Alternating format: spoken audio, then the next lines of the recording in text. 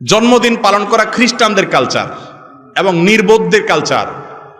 একটা বছর শেষ হয়ে আপনার নতুন একটা দিন আসছে জীবনের, জন্মদিন যেটাকে বলি আমরা। এটা তো একটা বছর চলে যাওয়ার পরে নাকি? একটা বছর চলে গেলে নতুন বছর আসলে ফুর্তি করা কোনো বুদ্ধিমান মানুষের কাজ।